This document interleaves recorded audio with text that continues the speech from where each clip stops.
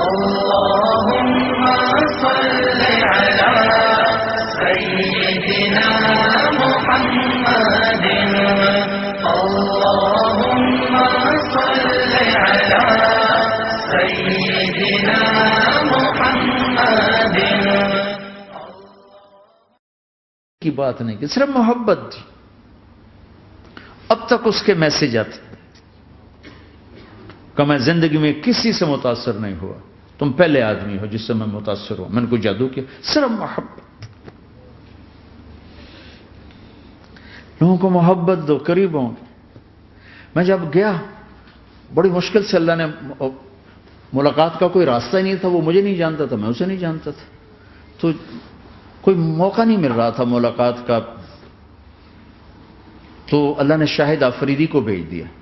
شاہد آفریدی اس کی دوستی تھی, ہمارا جو کرکٹر ہے. میں نے اس سے فون پر کہا یار میری ملاقات تو کرا. اس نے ملاقات کروائی تو اس نے مجھے کہا آدھا گھنٹہ ہے, آدھا گھنٹہ. جب میں پہنچا میکسیمم پونا گھنٹہ, میں کہا ٹھیک.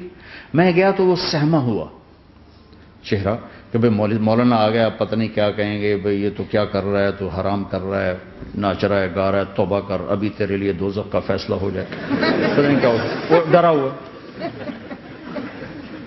سہما ہوا تھا. تو میرا ایک دور کالج لائف تھا, میرے اللہ نے مجھے ہدایت دی, اور میں 3 دن کے لیے میں اس دوست کو, اس کی نسلوں کو دعائیں دیتا ہوں جو مجھے زبردستی پکڑ کے لے گیا. نہ میرا تبلیغ سے کوئی تعلق, نہ واسطہ, نہ میں کوئی ان سے متاثر. ایک لڑکا تھا, بنگالی تھا, گشت کرتا تھا, لیکن میں اس سے ذرا متاثر نہیں ہوا. میرا دوست متاثر ہو گیا تھا, تو میں تو ان کے قریب سے نہیں گزرتا تھا.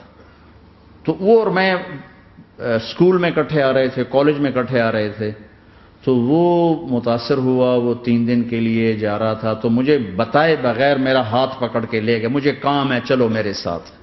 اور میں اس کو انکار نہیں کر سکتا تھا, یہ میرا اس کا تعلق تھا. اب بھی اسی طرح بھائیوں جیسا تعلق.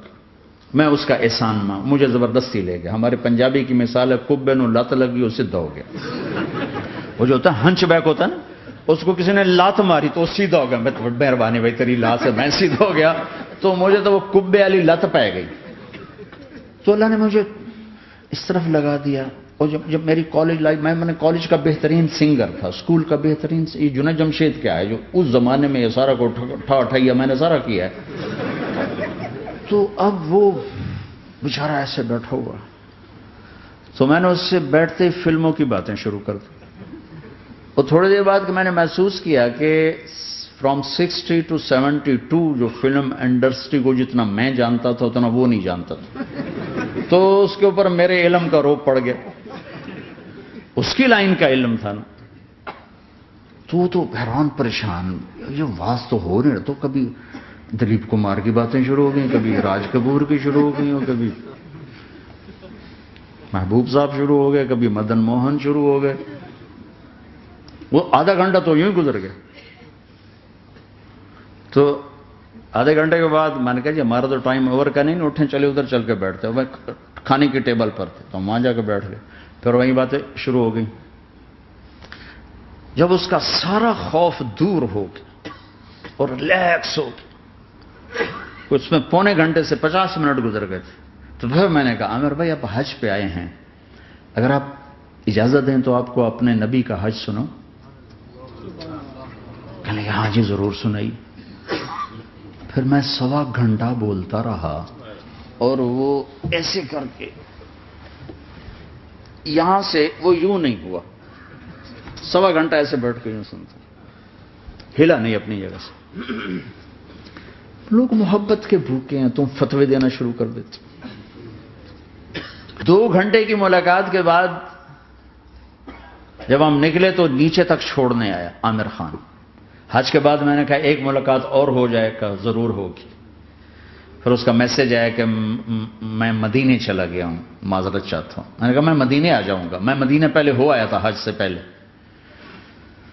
تو اس نے کہا کہ آپ 14 تاریخ کو آ جائیں, 4 سے 6 کا ٹائم میں نے آپ کے لیے رکھا ہے. تو میں جنید اور ایک اور ساتھی ہم دوبارہ وہاں چلے گئے 4 بجے. 4:15 ہم اس کے ساتھ ہماری شوٹنگ شروع ہوئی. 4:15 سے 10:15 تک 6 گھنٹے مسلسل, اور اس کے ماتھے پہ ذرا نشان نہیں آیا کہ میں بور ہو رہا ہوں. اور اس کے بعد ہم اٹھے، اس کا جی نہیں چاہ رہا تھا کہ ہم اٹھ کے چلے جائیں، محبت۔ پھر ایک امتحان پڑ گیا، میں اجتماع میں تھا رائمنڈ کے پچھلے سال، اس کا میسج آ گیا میری فلم تلاش آ رہی، اس کی کامیابی کی دعا کرو۔ اے چنگی بڑی،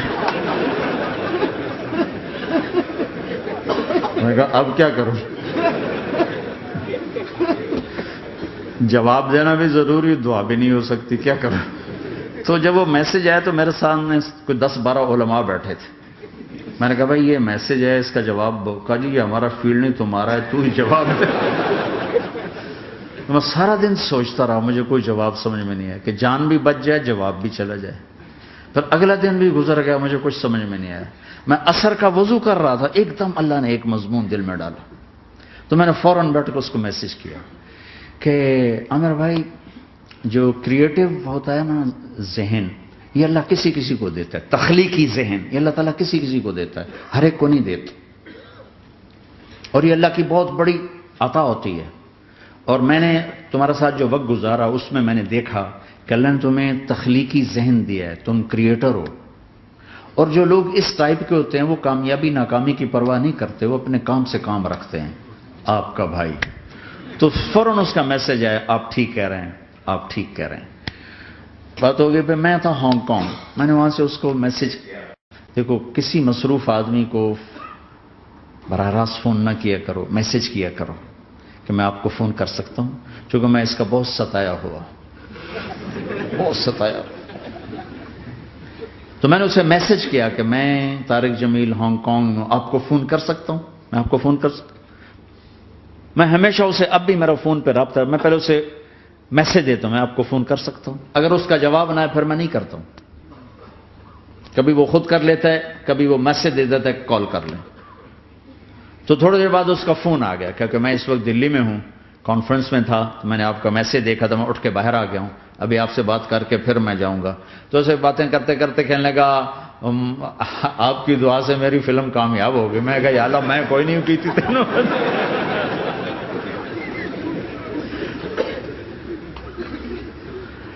بھائیو محبتیں بانٹو، نفرتیں تو پہلے ہی بہت پھیل چکی۔ نشہ پلا کے گرانا تو سب کو آتا ہے، مزہ تو تب